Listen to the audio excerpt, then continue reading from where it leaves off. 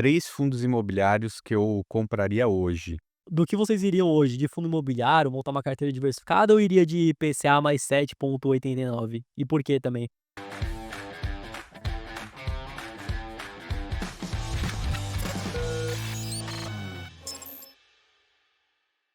Que é aquilo, o investidor de fundo imobiliário que já investe há mais tempo, entra na carteira dele, entra na corretora, vê tudo no vermelho, principalmente fundo imobiliário de tijolo. Então o que que você vê aí sobre os fundos imobiliários E aí aí com essa perspectiva? exato. E um recado também para quem tá desesperado, tá com a carteira negativa, tá com medo do que pode acontecer, acho que é importante também.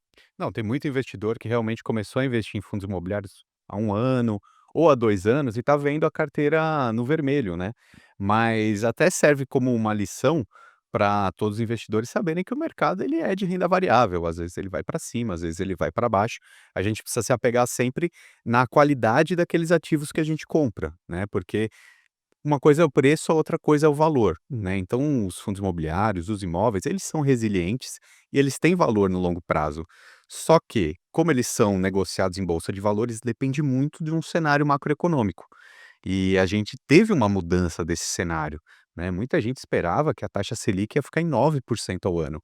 Aí vira a página, a gente está com uma expectativa de Selic a 15%. Obviamente o preço de tudo muda.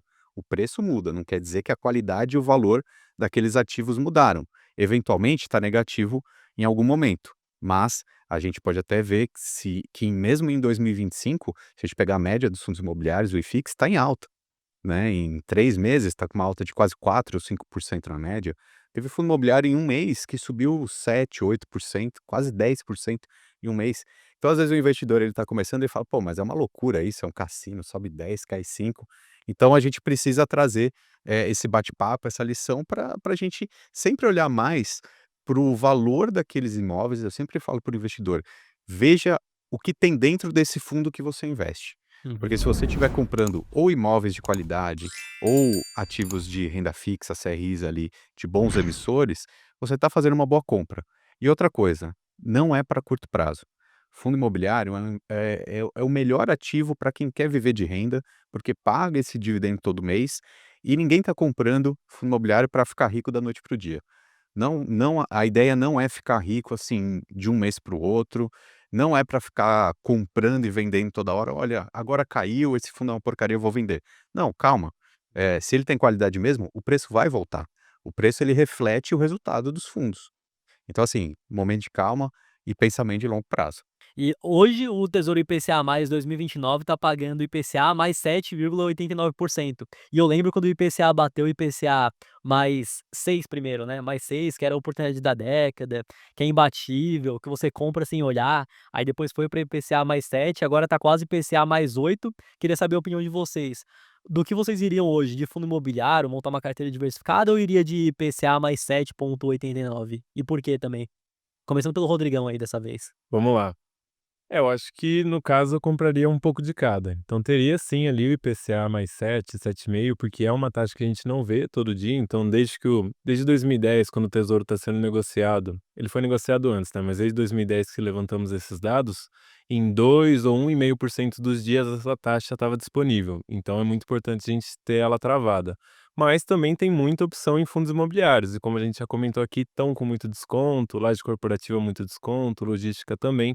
Então, eu faria uns 70% fundo imobiliário agora e 30% IPCA+. E você acha que vão ter, escolhendo bons fundos hoje, vários que vão conseguir bater esse IPCA mais 7,9 praticamente? Você acredita que isso é possível? Acredito que sim, no longo prazo, então 10, 15 anos, Uhum. pensando nesse período. E aí, você acredita que é mais que dá pra fazer, né, que é tranquilo bater essa taxa, tanto que você quis colocar 30% em IPCA mais e os 70 em fundo imobiliário. É, tranquilo eu não acho, mas escolhendo bem acaba Ah, ficando mais tranquilo. boa. Ó, eu penso o seguinte: não dá para fechar o olho para uma taxa do Tesouro direto pagando IPCA mais 7, quase IPCA mais 8. Por quê? Simplesmente porque a gente tem que fazer aquela escala de risco-retorno. Bom, se o título mais seguro do país está pagando IPCA mais 7, cara, esse aqui é o nosso benchmark, é o nosso comparativo. É muito bom. Para o investidor, comprar um Tesouro IPCA, eu acho muito bom. Não necessariamente ele precisa comprar todo o dinheiro dele, né? Porque eu sempre vou defender a diversificação independente das taxas. Mas, poxa, se o Tesouro IPCA está pagando IPCA mais 7, será que o fundo imobiliário de papel não vai pagar mais? Cara, provavelmente vai, porque ele tem um nível de risco um pouquinho maior, né, porque ele não tem a garantia soberana do Tesouro Nacional. Mas assim, se você pegar um fundo, eh, imobiliário de papel middle risk, provavelmente ele vai estar pagando IPCA mais 10, IPCA mais 11, porque o benchmark está pagando IPCA mais 7. Um fundo high grade, provavelmente vai estar pagando IPCA mais 8, IPCA mais 9. Assim, na essência, na teoria, um fundo imobiliário de papel, ele tem que pagar mais do que o tesouro, né, os contratos Então ali compensaria tomar esse risco exatamente, maior, né. exatamente. E as próprias instituições que estão precisando desse recurso, né, porque é um empréstimo, né, quando a gente fala um fundo imobiliário de papel, é um título de renda fixa. A maioria é um CRI, onde tem alguém que está pegando esse dinheiro e alguém que está emprestando. O fundo empresta e alguém está pegando esse dinheiro. Pô, se ele se essa pessoa, essa instituição está precisando desse recurso, vai ter que pagar mais do que o benchmark. E isso vai passar para o cotista, né. Então, provavelmente uma carteira bem feita de fundo imobiliário de papel, por exemplo, vai pagar mais do que o tesouro. E isso daí é a essência, tem que ser. Quando que não vai acontecer? Quando o fundo imobiliário tiver algum calote, tiver algum problema, e aí você perder uma parte do seu dinheiro. Mas na essência, ele tem que pagar mais. Por isso que a gente sempre defende a diversificação, né. Então, poxa, por que que eu não vou aproveitar uma taxa do tesouro, que tem a garantia soberana? Sim, vou aproveitar. Dentro do meu perfil, você vai determinar o valor que você vai colocar, beleza. Eu particularmente, até confesso que na minha carteira pessoal, eu não tenho mais do que 20 a 25% em fundos imobiliários. Porque eu também quero aproveitar o dólar, também quero aproveitar ações, quero aproveitar tesouro, enfim, eu acho que tem um leque de opções. Agora partindo para um fundo imobiliário específico, que é o MXRF11, que acaba sendo um dos maiores da bolsa, vocês veem um dos maiores não, é o maior em número de cotistas, né. Cotistas, é. Sim. Vocês veem que hoje, com esse desconto, ele é uma oportunidade ou não? Que eu lembro que 1 ano atrás, 1 ano e meio, o MXRF estava sendo negociado bem acima do valor patrimonial e agora deu uma caída. O que que vocês veem aí sobre? Ou tem opções melhores também?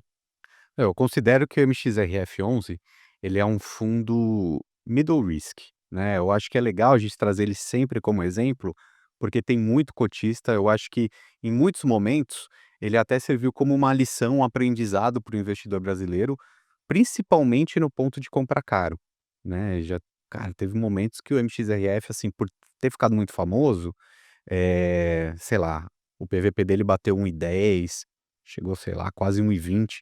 Ou seja, você comprar caro é isso, né, não é a cotação, ele sempre está lá na casa dos R$ 10, mas a gente olha sempre essa outra métrica do preço sobre o valor patrimonial, porque se estiver acima de 1, quer dizer que ele está caro, né. Então assim, não sei exatamente qual é o preço hoje de quem estiver assistindo o vídeo, ou do dia que a gente está gravando aqui, mas ele não está com muito desconto não. Ele costuma ser um fundo que, por ter muitos investidores, tem uma galera que trata esse fundo como se fosse o seu time de futebol, né, que não larga de jeito nenhum, então ele nunca costuma ficar com desconto muito alto. Agora tá 0,98, então Exato, tá um então pouco abaixo ali. tá Parece quase no seu valor justo. Então, minha opinião particular, tá, depois a gente vai conversar aqui com o analista, mas minha opinião particular, sendo um fundo que eu considero ele meio risco, praticamente no seu preço justo, eu não iria para ele. Eu investiria num fundo mais seguro, que vai me pagar mais ou menos a mesma coisa, mas eu vou dormir mais tranquilo. Lembrando que no fim do dia, o investidor tem sempre que fazer essa decisão, né. Acho que até um erro, né, tem muita gente que chega e fala assim: "Eu tenho 20 fundos imobiliários, compra um pouquinho de cada um", às vezes vai comprando tanto que fica mais confuso do que e aí você vai ver, não tem quase nada em cada um, né. Tem exatamente, nem se acertar uma posição vai ser exatamente, é. relevante. Você vai ver, ele tem, sei lá, R$ 50.000 investidos em 20 fundos. Aí vai ter fundo que ele vai ter menos de 10 cotas, aí o que Não, que vai exato. adiantar? Mesmo se ele tiver uma decisão certíssima, "Putz, acertei em cheio, comprei na hora certa", vai fazer diferença, porque o nominal vai ser pouco, né. Então assim, visto que se eu tenho um dinheiro para comprar, hoje eu faria o arroz com feijão, compraria só fundo high grade, os mais seguros, que eles estão sempre próximos de um preço justo, né, minha visão é essa. Boa. Eu vejo que o MXRF é um bom fundo, foi o meu fundo de troco durante muito tempo, de muita gente também. Aham, aquele lá, né, que você vai lá, sobra alguma coisinha, vai no MX aí mesmo. Exato. E lá em 2019, 2020, poucos fundos eram base 10, então sobrava poucas opções para ser o fundo de troco. Mas hoje eu também concordo com o Ricardo, eu iria de fundos que são mais defensivos. Então tem boas opções hoje no mercado que estão praticamente com o mesmo desconto. Então citando nomes aqui, o HGCR é um fundo que eu gosto muito, o KNCR também. Então esses 2 fundos são bem defensivos, têm boas gestoras por trás e estão quase ali no mesmo patamar de preço. Então eu iria de outras opções agora, além do MXRF. E aí vale lembrar, né, esse ponto é muito bom, né, se olhar o desempenho histórico do MXRF realmente é bom, Uhum. né, ele tinha uma característica no passado, também é um fundo bem antigo, né, não sei se ele já tem 10 anos, mas tem muito tempo. Antigamente ele era um fundo que ele era quase um high yield, ele tinha muita permuta, né, ainda tem, e era mais arriscado. E a gestão foi fazendo um trabalho para deixar ele mais seguro, né, as novas aquisições são de títulos mais seguros, então por isso que eu classifico ele como um meio risco, mas a gente tem que trazer esse ponto, né, o resultado histórico tem sido muito bom. Sim. Aham.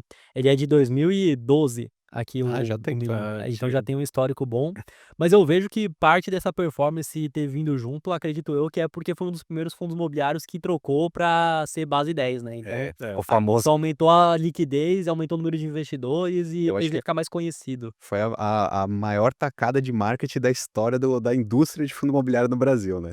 Que o que ele ficou famoso por causa dos R$ 10 e tá Demais. escrito, né. Sim. Exato, mas aí com o mercado se ajustando e vários outros fundos entendendo que ele ser base 10 faz com que aumente a liquidez, o número de investidores, eu vejo que não é mais um diferencial tão grande, porque vários estão migrando para ser base 10, né, então Mas eu acho que nesse ponto eles acertaram, porque assim, eles ficaram famosos, eles têm um grande desempenho histórico, porque antigamente eles eram um pouco mais aham. arriscados, e visto que eles conseguiram fazer muitas emissões de cotas, uma atrás da outra, eles falaram: "Não, então já que a gente está crescendo, vamos começar a comprar alguma coisa um pouquinho mais segura, mais tranquila, né, para nunca ter um problema grave". Então assim, eu acho que eles conseguiram solucionar bem essa Exato, questão. porque hoje eles têm 4 bi de patrimônio, né, É então com muito 4 bilhões você já consegue fazer movimentações que um fundo menor não conseguiria fazer, né, então acho que isso é interessante também. E em relação a principalmente os fundos imobiliários de shopping e especificamente do XPML, que teve uma polêmica, então muitos falando que teve uma falta de transparência da gestão, o que que vocês veem disso? Cara. Bom, o XPML11 eu acho que é um fundo bem interessante, e é uma questão que teve polêmica há pouco tempo, falando sobre o endividamento, a necessidade teórica de fazer uma venda de um fundo imobiliário para ter calote, etcétera. Acho que é um olhar muito sensacionalista, assim, eu acho que o XPML11 ele tem uma gestão competente que se provou ao longo do tempo, e ter um certo nível de alavancagem financeira, até certo ponto é saudável e faz parte da estratégia da gestão. Quando isso aumenta muito, ainda mais num cenário de Selic alta, pode ser prejudicial, né, então, legal, é um ponto que tem que ficar atento. Mas o setor de shopping centers eu acho que também ele tá comprovado, né, a gente teve um problema na época da pandemia que quem podia esperar, né, que os shoppings iam fechar, e naquela época eles sofreram muito. Eu até brinco que, aquela época eu fiquei traumatizado com o fundo de shopping, né, eu tenho o XPML na minha carteira há muitos e muitos anos, e, cara, simplesmente caiu muita cota, zerou o dividendo naquela época, eu fiquei pensando: "Pô, o que que tá acontecendo?", né, eu fiquei meio traumatizado. Mas quem comprou naquela queda hoje tá sorrindo à toa, né, Uhum. porque o setor de shopping center para o brasileiro gosta de shopping, né, não é só para consumir, mas também para ter experiências lá dentro, ir no cinema. O gasto com estacionamento também vem como recurso profundo. Publicidade que roda no próprio shopping. Exatamente, Uhum. e a circulação, tem muita gente que vai, né, Aham. então é algo que eu vejo muito valor. Então o fundo de shopping center eu acho interessante sempre na diversificação da carteira, mas não vejo problema, assim, no XPML11, pelo contrário, acho que é um fundo interessante. Uhum. Eu gosto bastante do XPML. O grande ponto ali foi que parece que vai faltar cerca de 50 milhões para ele fechar a conta nesse ano de 2025. Mas é um fundo que tem 6,4 bilhões de patrimônio, então ele é muito grande, tem muitas vias ali para ele conseguir passar por esse problema. Então acho que de fato foi feito muito barulho para o problema que não é tão grande, mas sim a gente tem que observar. Mas o XPML tem opções, então eu acho que ele vai conseguir tratar bem esse problema e sair, né, dele mais fortalecido Aham. talvez. Explicando para o pessoal, que opções que ele teria que seria tranquilo de passar aí por esse endividamento? Ó, eu vejo 3 opções, a primeira seria emitir novas cotas, mas acho que ele não vai fazer isso agora, porque o mercado está muito em baixa. A segunda seria converter a parcela que ele tem de um pagamento, que se eu não me engano é 300, 400 milhões de reais, em um CRI. Então ele meio que alongaria essa dívida e ia fazer um parcelado ali. Não acho que essa é a melhor opção também, porque agora, se ele contratar uma dívida, vai ser caro, a Selic está muito alta.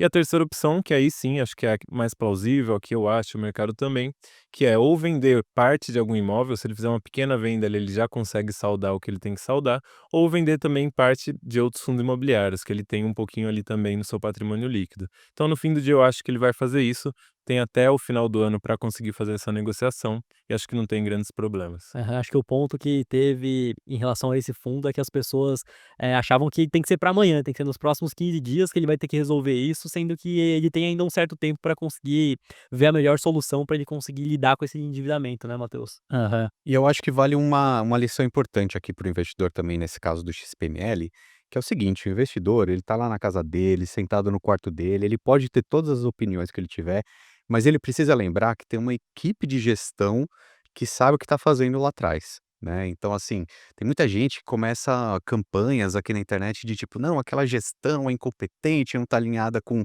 o cotista, mas assim, o quanto essa pessoa convive com a indústria de fundos imobiliários para poder justamente falar sobre isso, sabe, porque, a indústria de FIIs já tem mais de 30 anos no Brasil, então se a gente consegue, com a facilidade que a gente tem hoje, de dar 3 cliques lá no home broker, no seu celular, e comprar esse fundo imobiliário, essa renda passiva mensal para o resto da vida, pô, isso é muito legal, isso é muito bom, é uma indústria muito grande em crescimento.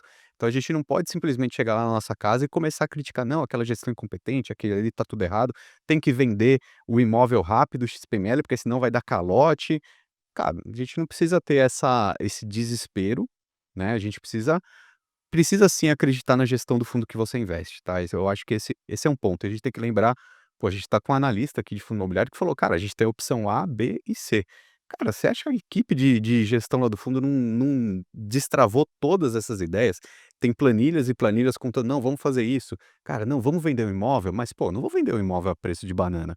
Se eu falar na internet: "Vou vender um imóvel", ninguém compra mais, né, igual o jogador de futebol, que você falar que você quer vender alguém, o preço dele vai lá para baixo, você não consegue vender mais. Tem que fazer as negociações sem, O próprio exemplo que divulgar, né. expõe acaba antes da hora, acaba influenciando no que ela No vai fazer, preço, né. Sim. exatamente. Exatamente. Então, assim, a gente precisa confiar na gestão e saber que a indústria de fundo imobiliário está crescendo, já cresceu, já é substancial, e a gente depende dessas gestões, dessas gestoras, enfim, pode ter problema, pode ter conflitos de interesse, não estou querendo passar um pano para ninguém, mas a gente não pode simplesmente fechar o olho e falar assim: "Não, tá tudo errado, tá todo mundo ruim", enfim, é um alerta aqui de confiar na gestão do seu fundo imobiliário. Uhum. Quais vocês consideram que são os 3 fundos imobiliários que realmente são grandes oportunidades que vocês escolheriam hoje? Olha, 3 fundos imobiliários que eu compraria hoje. Bom, pensando nos fundos de papéis, né, que eu acho que hoje, ainda mais com o cenário de Selic alta, IPCA alta, é um tipo de investimento que eu gosto bastante, né. Eu acho que o KNCR é um fundo mais, seguro que a gente tem na bolsa no ponto do tamanho que ele tem, ele é o maior, a Kinea é uma gestora competente, então, assim, é um fundo que eu sempre compro bem tranquilo, que ele tem contratos atrelados ao CDI, então a taxa Selic está alta, ele vai pagar bem, então é aquilo que eu falo, né, você comprar um fundo bom a um preço justo. Acho que ele nem descontado tá. Eh, Tem um outro fundo de papel que até para falar alguma coisa um pouco mais fora da caixa, tem um fundo que se chama MCCI11, que ele não é tão conhecido, ele é da gestora da Jaive Mauá, e ele, se eu não me engano, ele está negociando com um desconto bem interessante aí entre 5 a 10% de desconto, e ele é um fundo considerado high grade, né, muito contrato de IPCA, muito contrato de inflação, acho que vale o investidor dar uma olhada, né. Enfim, e aí falando de fundo de tijolo que, assim, o setor que eu mais gosto dos fundos de tijolos é renda urbana. Acho que os imóveis têm, uma localização muito boa, a equipe de gestão costuma ter bastante manejo, dá para vender, dá para comprar, reformular, enfim. Renda urbana para mim é um setor muito interessante e pelo desconto que está hoje, que historicamente não tem, é o HGRU 11, né, que é da gestora que é a antiga Credit Suisse, né, hoje está na Pátria, também é uma gestora bem renomada, uma equipe competente, comprando com desconto, acho que dá para para comprar tranquilo, assim. Eu acho que hoje o investidor tem que pensar o seguinte, quando ele pensa em fundos imobiliários: faça o arroz com feijão, não aceite muito risco, porque não precisa, porque os fundos estão baratos. Uhum. Que é diferente quando o mercado todo tá subindo, tá tudo caro, você quer encontrar alguma barganha por aí, Aí fica difícil. hoje a situação é outra, né.